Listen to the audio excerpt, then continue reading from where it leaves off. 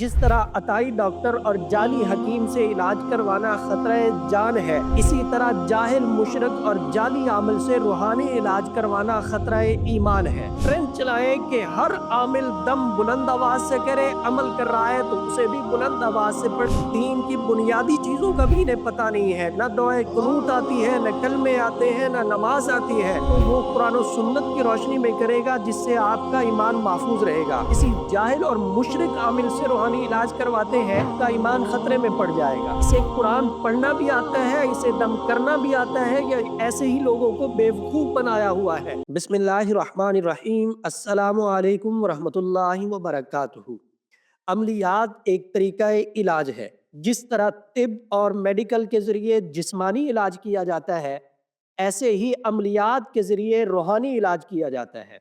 जिस तरह अताई डॉक्टर और जाली हकीम से इलाज करवाना खतरा जान है, इसी तरह जाहिल मुशरक और जाली आमिल से रूहानी इलाज करवाना खतरा ईमान है। आसान और सादा लफ्जों में समझाता हूँ कि मुस्तनद डॉक्टर और हकीम की दवाई भी मुस्तनद होती है। दवाई के ऊपर नुस्खे का फार्मूला लिखा होता है, और अगर आप नीम हकीम से दवाई लेंगे, ना तो सफूफ का नुस्खा होगा और ना ही माजून का फार्मूला होगा। आप पूछेंगे भी तो आपको बताया नहीं जाएगा।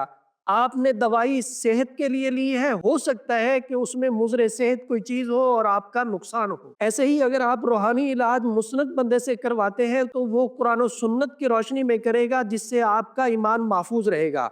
और अगर आप किसी जाहिल और मुशरिक आमिल से रूहानी इलाज करवाते हैं तो वो शयातीन से मदद मांगेगा, वो गैरुल्लाह से मदद मांगेगा, जिससे आपका ईमान खतरे में पड़ जाएगा। अगर आपको जरूरत पड़ गई है तो आप ऐसे आमिल के पास जाएं जो कुरान और सुन्नत से आपका इलाज करे। फायदा अल्लाह ने देना है, आपका ईमान महफूज रहेगा। और अगर आप बेदीन जाहिल मुशरिक के पास जाएंगे तो वो आपसे मुशरकाना फेल करवाएगा, बेदीनी वाले काम करवाएगा, जिससे आपको बजाय फायदे के नुकसान होगा। पहली बात ये ज़हन नशीन कर लें कि आप जिस भी आमिल के पास जाएं, दम के लिए जाएं या अमल के लिए जाएं, तो उसे कहें कि ऊंची आवाज से पढ़े, ताकि आपको पता चले कि ये कुरान पढ़ रहा है, मसनून दुआ पढ़ रहा है, या कोई मंत्र पढ़ रहा है, या कोई शिरकिया कलमात कह रहा है। जब वो बुलंद आवाज से पढ़ेगा तो आपको पता चल जाएगा कि हकीकत क्या है। इसे कुरान पढ़ना भी आता है, इसे दम करना भी आता है, या ऐसे ही लोगों को बेवकूफ बनाया हुआ है।